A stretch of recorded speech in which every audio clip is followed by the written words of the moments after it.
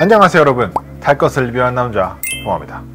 저희가 저번 주에 현대 캐피코 파워트레인이 들어간 대동 전기 스쿠터에 대해서 한번 알아봤습니다. 조회수가 잘 나온 관계로다가 한번 후속 영상을 찍어보려고 하는데, 아무래도 제일 관심이 많았던 내용들이 댓글에 들어있다 보니까 댓글을 보면서 한번 이야기를 드려보도록 하겠습니다. 좀 질문이 많았던 거 순으로 정리해가지고 한번 보여드릴게요. 바로 시작하겠습니다.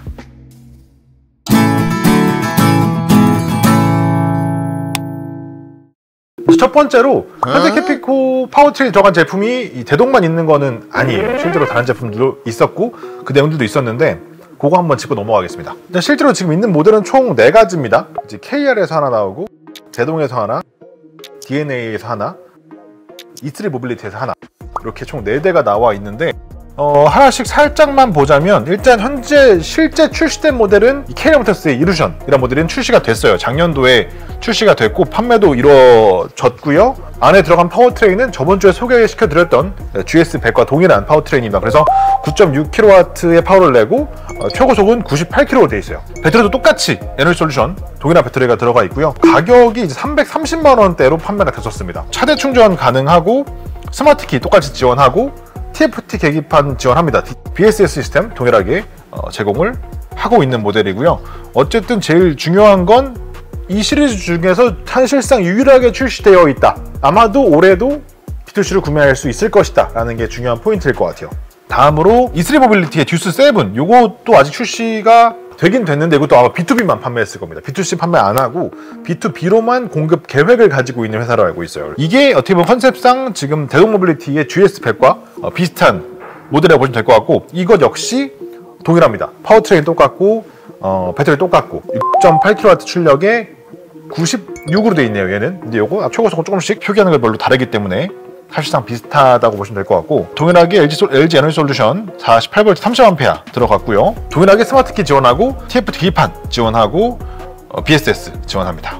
또 하나 볼 거는 이제 DNA 모터스의 ECT라는 모델인데, 요게 요즘 광고를 많이 합니다.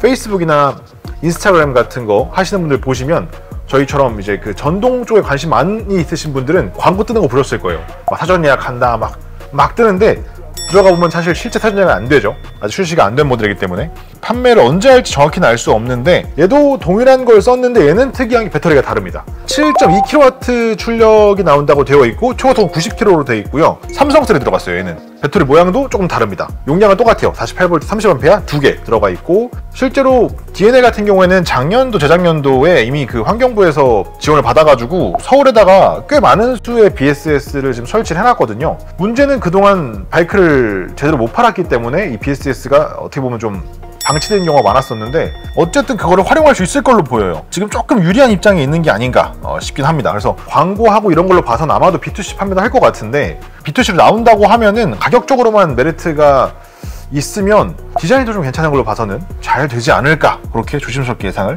해봅니다. 얘도 동일하게 차대 충전 기능 지원하고 스마트키 있고요. 그리고 BSS를 이제 얘는 독특하게 아까 말씀드린 것처럼 DNA BSS를 지원합니다. 그래서 서울권에서는 조금 더 초반에 여유롭게 이용할 수 있지 않을까 싶어요. 그리고 대동은 그때 말씀드렸으니까 간단하게 짚고 넘어가자면 최고속 90으로 되어 있고 LG 에너지 솔루션 배터리 들어가 있고요. 가격이 아직 안 나왔어요. 제일 중요한 게 가격이 없어서 요거 나중에 나오면 다시 한번 얘기를 해보도록 하겠습니다. 참고로 이 B2B 전용 제품들은 실제로 마지막까지도 가격이 오픈되지 않는 경우들도 있어요. 그냥 카더라처럼 얼마나 나더라만 있지 실제 가격이 공개되지 안 되는 경우가 있고, 그렇지 않다면 공개는 되는데 일부러 좀 높게 책정하는 경우도 있습니다. B2B 전용 상품의 경우에 사실 가격은 크게 신경 쓸 필요는 없어요. 생각만 해주시면 되겠습니다. 자, 다음으로 볼 거는 이 구동 방식에 대한 얘기를 좀 보겠습니다. 이게 왜 중앙구동으로 했을까? 애초에 허브 모터로 쓰면 되지 않았을까? 라는 거에 대한 질문이 좀 많았기 때문에 이거 한번 보겠습니다. 질문으로 올라온 거 한번 읽어드리면, 궁금한 게 타이어에 개별 모터를 달면 굳이 체인이 필요 없지 않겠습니까? 체인이 없다면 디자인 면에서 더 좋은 점도 있을 것 같은데 왜 안 그랬을까 하는 거에 대한 내용이 있었어요. 일단 이거는 제가 회사 관계자가 아니기 때문에 예상으로 말씀드려야 될 것 같은데, 애초에 사실 이런 사업을 할 때는 세계적으로 좀 성공한 브랜드를 벤치마킹 할 수밖에 없을 거라고 생각을 합니다. 그래서 지금 이런 BSS 시스템을 사용하는 브랜드 중에서 가장 잘 나가는 업체는 사실 누가 뭐라고 해도 고고로라고 생각을 하거든요. 그래서 실제로 고고로 벤치마킹 했을 거라고 보고, 고고로가 실제로 이 순행식 그 중앙구동형 모터의 체인 방식을 사용합니다. 아마도 비슷한 형태로 개발이 시작되지 않았을까 예상이 되고요.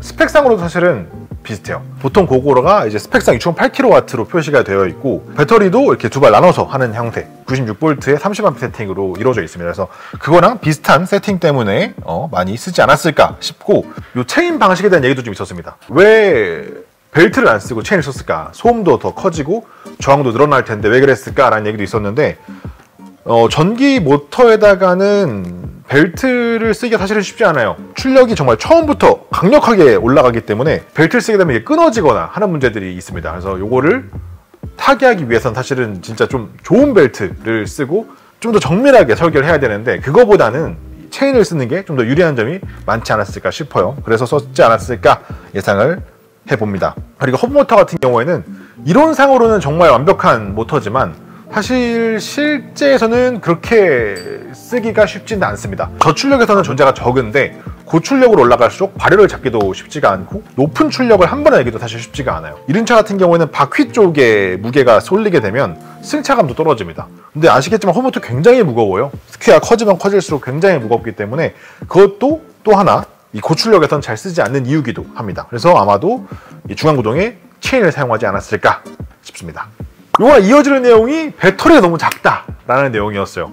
근데 요것도 이제 비슷하다고 봐요. 고고로에서 실제로 같은 용량의 같은 타입의 배터리를 썼었기 때문에 벤치마킹 할 수밖에 없었지 않았을까 싶고, 요게 또 고고로에서도 똑같은 질문을 많이 받았거든요. 근데 거기에 답변을 보면 사람이 혼자서 옮길 수 있는, 여성도 편하게 들 수 있는 이 배터리의 무게는 약 10kg 정도다라고 이야기를 합니다. 남자들은 사실은 뭐 얼마든지, 힘이 있으신 분들은 얼마든지 들 수 있겠지만 떨어뜨릴 수도 있잖아요. 그런 것들을 다 고려했을 때 10kg 정도로 나눠서 하나씩 이렇게 하는 게 가장 효율적이었다라는 내용이 있었어요. 그래서 아마도 비슷하지 않을까 싶습니다. 또 하나는 배터리를 결국 차에다가 박아놓고 충전할 것이냐, 아니면 이거를 뺄 수 있게 해서 이걸 이제 스왑할 것이냐에 대한 선택지가 있는데, 아직까지는 배터리 기술상 배터리 용량이 정말 많이 커지지 않는다면 우리가 생각하는 뭐 한 번에 100km, 200km 가기 어렵단 말이에요. 그래서 이걸 배터리를 키워서 충전하는 방식보다는 배터리를 좀 작게 나눠서 스왑하는 방식이 아직은 현실적이라고 보여지는 것 같아요.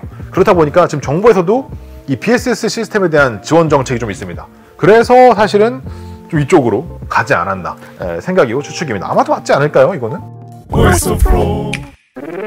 네, 자, 배터리 통합에 대해서 말씀하시는 분들도 많았어요. 배터리를 모두가 다 같이 있으면 좋을 것이다. 그래야 스테이션도 더 많이 설치하고 자유롭게 배터리를 교환할 수 있으니까 통합이 되면 좋지 않겠냐 라고 말씀해 주셨는데, 실제로 통합되면은 정말 좋겠죠. 진짜 최고일 거라고 생각을 해요, 저도. 근데 이게 사실 쉽지 않은 이유는 지금 아마도 국내에서는 이 통합을 하려고 하는 모양새가 있고, 지금 그 기준이 되는 배터리가 아마도 볼타팩이 되지 않을까 싶습니다. 그 48V에 30A, 그래서 두 개 꽂으면 96V에 30A, 이 팩을 기본으로 하려고 하는 것 같은데, 제가 어떻게 설명할지를 진짜 계속 고민하다가 그냥 아주 쉽게 이 배터리 팩은 대략 125cc 정도의 성능을 낼 수 있는 배터리 팩이라고 가정을 해볼게요. 그렇게 봤을 때 이 배터리 팩이 이제 표준이 되어 있으니까 우리는 그 배터리 팩에 맞는 성능의 제품들을 만들어야 되잖아요. 그러면 사실상 계속 125cc의 모델들만 있는 거죠. 수많은 제품이 나오는데 다 똑같은 성능에, 똑같은 무게에, 똑같은 가격에, 똑같은 주행 거리에 이렇게 되는 거죠, 사실. 아마도 지금 방향성에서는 제가 예상하기에는 이 표준화된 배터리 팩을 가지고 지금 기본 2개 세팅인데 이걸 하나만 쓴다거나 또는 4개를 쓴다거나 또는 6개를 쓴다거나 해서 아마도 그렇게 해서 용량과 볼테이지를 올리는 방식으로 풀어나가지 않을까 싶기는 해요. 그게 된다면 그나마 가능성이 있을 것 같긴 합니다. 처음부터 뭐 48V 2개를 해서 96V를 만든 것처럼 3개를 붙여서 뭐 130A, 130V를 만든다든지, 또는 용량을 뭐 30, 60, 뭐 90 이런 식으로 용량을 늘린다든지, 뭔가 이런 식으로 조합을 통해서 이거를 한다면 그거는 가능성이 있을 것 같아요. 그래서 그렇게 가는 게 가장 현실적일 것 같은데, 그럼에도 사실 통합은 지금 말씀드린 이유로 쉽지가 않다. 우리가 배터리를 통합하는 순간 굉장히 많은 부분에 제약이 생기기 때문에 좋은 말로 하면은 통합이고 나쁜 말로 하면 억압이 될 수 있는 상황이 되는 거죠. 전 세계가 실제로 배터리 팩을 통합하겠다고 하면, 그리고 그 정확한 수치와 이게 나온다면 그때는 어쩔 수 없을 것 같아요. 정말 그걸 딱 맞춰서 같이 으쌰으쌰 해가지고 정말 좋은 결과물을 만들어내고, 그게 그러면 전 세계적으로 움직일 수 있으니까 그건 너무 좋은 것 같은데, 만약에 이 국제적인 시장에서 이거를 통합하게 보겠다고 이렇게 하는 건 사실 제가 보기엔 지금 상황에서는 그냥 억압하는 거죠. 스스로를. 발전 가능성을 스스로 막아버리는 효과를 낼 수도 있다. 모두가 흐름적으로 같이 갈 수 있다면은 통합이 되면 정말 좋겠는데, 그런 상황이 아니라 정말 우리끼리 경쟁을 해야 되는 상황이라면 그때는 사실은 이걸 통합해서 가는 건 정말 업체의 미래 가능성을 그냥 억압하는 그런 형태가 될 수도 있지 않을까라는 그런 생각을 해봅니다. 어쨌든 쉽지 않다는 거, 그만큼 배터리 통합이 우리가 생각하는 것만큼 어차피 다 그냥 이거 끼고 저거 끼면 다 되는 거 아니야? 는 아니라는 거. 눈으로 보기엔 똑같은 것처럼 보여도 사실 이게 기름통이 아니기 때문에 얘가 하는 역할이 생각보다 많다는 거. 그래서 우리가 지금 나오는 것들이 통합이 되지 못하고 있다는 거, 쉽지 않다는 거, 요 말씀을 드리는 거고, 아까 그 말씀드린 제 의견이고 이제 우려고 생각입니다. 가장 원론적인 질문들이 또 있었어요. 왜 전기 스쿠터를 만드냐? 내연기관이 훨씬 좋은데, 특히 자동차 같이 이렇게 좀 연비가 떨어지는 것들은 전기차로 만드는 걸 그래도 이해할 수 있는데, 오토바이는 뭐 지금 진짜 연비가 잘 나오는 건 60km씩 나오는데 전기로 바꿀 이유가 있냐라는 질문이 많았습니다. 이거는 사실 전기 이륜차를 타고 있고 판매하고 있고 테스트하고 있는 저희가 봤을 때도 틀린 말은 아니에요. 내연기관에 비해서 전기 이륜차가 더 훌륭한 점이 사실은 많지 않습니다.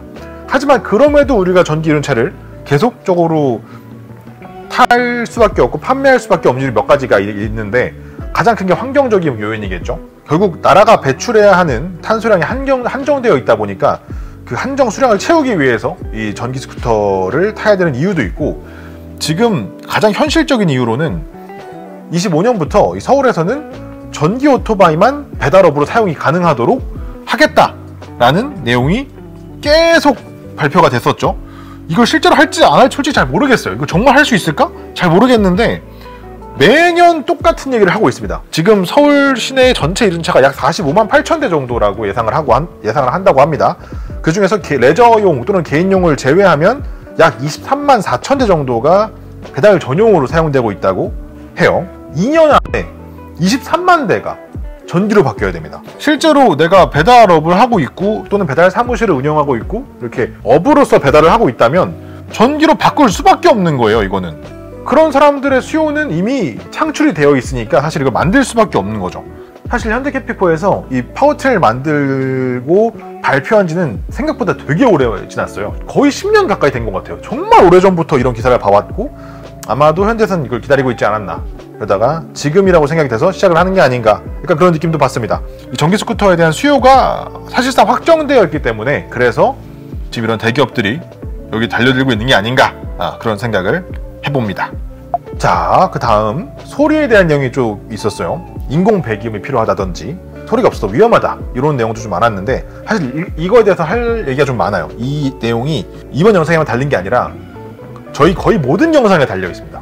정말 많이 달렸기 때문에 좀 얘기를 하자면 사실 이건 당연한 거거든요. 그러니까 소리가 있는 것과 소리가 없는 것을 똑같이 달려올 때 비교하자면 당연히 소리 있는 게 조금 더 주목성이 높겠죠. 더 잘 보이겠죠. 근데 이거는 나중 얘기예요. 일단 전기륜차가 제대로 굴러가고 우리 보급이 되면 거기 인공 배기음을 넣을 건지 아니면 뭐 노래를 넣을 건지 뭐 그건 사실 결정하기의 문제죠. 해보고 테스트 해보니까 별로 위험하지 않네? 그럼 뭐 안 넣을 수도 있는 거고. 지금도 국가별로 좀 정책이 다릅니다. 특정 국가 같은 경우에는 이 저속에서 가상 배기음을 강제하는 경우도 있어요. 또 그렇지 않은 나라들은 그냥 신경을 안 쓰는 나라들도 있어요. 그래서 실제로 고도로 같은 경우에는 30km 미만의 속도로 주행을 하면 이제 가상 배기음이 들립니다. 속도가 올라가면 자동으로 꺼져요. 그리고 물론 이거는 아예 끌 수도 있고 켤 수도 있고 선택할 수 있습니다. 무조건 이걸 해야 돼, 뭐 무조건 이건 뭐 옳지 않아, 이렇게 하는 건 사실은 크게 의미가 없을 것 같아요. 너무 그렇게 불안해 하시는 분들이 많아서 한번 말씀을 드렸습니다. 크게 신경 쓸 부분은 저는 아니라고 생각해요. 요거는 어떻게 보면 제가 그냥 보다가 든 생각인데, 이 좀 BSS 시스템에 대한 긍정적인 의견도 있고 부정적인 의견도 있어요. 저는 개인적으로는 지금 같은 시점에서는 긍정적으로 생각하는 사람 중에 한 명입니다. 내가 필요한 시점에 배터리를 갈아 끼울 수 있다는 거는 정말 너무나 편리한 일이니까 개인적으로 선호하는데, 약간 맹점이라고 생각하는 게, 내가 제품을 사서 난 내 입장에서는 새 배터리를 내가 샀는데 이 새 배터리를 기계에 넣고 헌 배터리를 뽑는 거랑 마찬가지라는 생각이 분명히 들 수 있거든요. 그래서 사실은 보통은 BSS 시스템을 쓰기 위해서는 배터리 값을 지불하지 않고 사용자는 이 배터리를 렌탈해서 쓰기 위한 비용을 지불하는 방식으로 운영을 하는 게 일반적이죠. 오늘 그거로 얘기를 많이 할 수밖에 없는데, 그거로도 실제로 그렇습니다. 배터리 값을 지불하지 않고 제품을 사요. 그 다음에 내가 구독료를 지불해야 그 제품을 탈 수 있습니다. 그러면 내가 제품도 사고 구독도 해야 되고 이거 뭐 미친 거 아니야? 맞습니다. 원래 처음부터 그런 컨셉인 거예요. 제품을 사면 2년, 헷갈리는데 아마 2년 동안인가가 무료입니다. 무료로 내가 이제 스탑을 할 수가 있고, 2년이 지나면 내가 이제 돈을 내야 돼요. 유료로 그 구독료를 지불하고 스테이션을 사용을 해야 됩니다. 집에서 혼자 충전하는 것도 불가능해요. 집에서 혼자 하려고 해도 구독을 해야 됩니다. 이것도 다 충전기에 다 기능이 들어가 있어요. 그래서 구독을 안 하면 충전기가 끊깁니다. 스테이션 수압도 안 돼요. 그러니까 무조건 내가 수압을 그러니까 이 바이크를 타려면 구독을 해야 하는 시스템으로 되어 있습니다. 사실 어떻게 보면 소비자 입장에서는 되게 좋을 수도 있는 거예요, 사실은. BSS 시스템을 관리하는 업체에서는 이 배터리를 계속 관리해야 될 거란 말이죠. 그럼 내가 이걸 계속, 나는 사실상 계속 관리된 배터리를 이렇게 다 쓰면 돼. 잘 활용하면 오히려 소비자에게 유리할 수도 있는 상황이라는 거. 그 대신 처음 사는 사람은 일단 기분적으로는 내가 새 거 사서 여기다 넣는 게 말이 되나? 약간 이렇게 생각할 수 있다는 거. 요거 나름 저는 우리나라의 지금 현재 BSS 시스템의 맹점 중에 하나지 않나, 이렇게 생각을 합니다. BSS가 뭐 나쁘다 좋다가 아니라, 내가 BSS 시스템이 되는 제품을 산다면 진짜 그럴 수도 있겠구나 라고 한번 생각은 먼저 하고 구매를 하셔야 나중에 이 딜레마에 빠지지 않을 것이다 라는 그냥 사전 지식 정도로 갖고 계시면 될 것 같아요. 그리고 저희 영상에 제일 많이 달리는 댓글이죠. 왜 국산 브랜드는 없냐? 왜 일제만 타냐? 왜 중국산을 타냐? 이런 질문이 정말 많아서 요것도 한번 드리고 넘어가겠습니다. 이건 그냥 재미로 할게요. 이 대한민국은 이 OECD 국가 중에서 유일하게 이륜차의 통행이 구체적으로 제한되는 나라입니다. 고속도로 못 들어가죠. 자동차 전용도로 못 들어가죠. 지정 차로제 단속이 되죠. 차간주행 안 되죠. 정차 시에 앞으로 가는 것도 안 됩니다. 이륜차를 탈 수가 없게 만들어 놓은 거예요. 아예 탈 수가 없어요. 사실상 이거는 이 5개가 다 안 되는 나라는 대한민국밖에 없어요. 근데 대부분 다른 나라는 이 5개가 다 돼요. 그러니까 애초에 한국은 사실 오토바이가 발전을 할 수가 없는, 오토바이 산업을 내수시장으로서 자신들이 투자해서 뭔가를 만들어갈 수 없는 상황인 겁니다. 그러니까 한국에서는 사실상 바이크를 만들 수가 없어요. 만들면 바보입니다. 이건 정말 내수시장을 거의 아예 포기하고 사업을 해야 될 정도로 시장이 너무 작은, 발전할 수가 없는 상태이기 때문에 우리나라에서 바이크 브랜드가 나올 수 있느냐에 대한 생각은 사실 정책이 바뀌기 전에는 그냥 불가능하다고 보는 게, 나라에서 하지 말라고 하는데 어떻게 합니까? 라고 보는 게 맞지 않나 싶어요. 제가 뭐 우리나라가 못났다 이런 얘기를 하는 게 아니라, 맨날 달리니까 이게 왜 일제를 타냐, 왜 중국산을 타냐, 이런 식으로 맨날 달리니까 국산이 존재할 수가 없는 상황이라는 거를 그냥 이 바이크를 타지 않는 분들이 조금이나마 그런 상황이구나 라고 이해를 하셨으면 좋겠어 가지고 말씀을 드렸습니다. 네, 이렇게 해서 현대 캐피코 파워트레인에 대해서 얘기를 한번 해봤습니다. 그 파워트레인 자체에 대해서 얘기를 하지는 않았어요. 아무도 안 볼 것 같아서. 그래서 최대한 일반적으로 그냥 일반인 분들이 궁금해하실 만한 내용, 그리고 질문해 주신 내용에 대해서 좀 짚어봤습니다. 그래서 좀 이게 재미가 있었다라고 하면은 조금 더 심층적으로 들어가 볼까 생각을 하고 있어요. 다음 영상에서는 좀 더 재밌는 주제를 가지고 찾아오도록 하겠습니다. 끝! 안녕!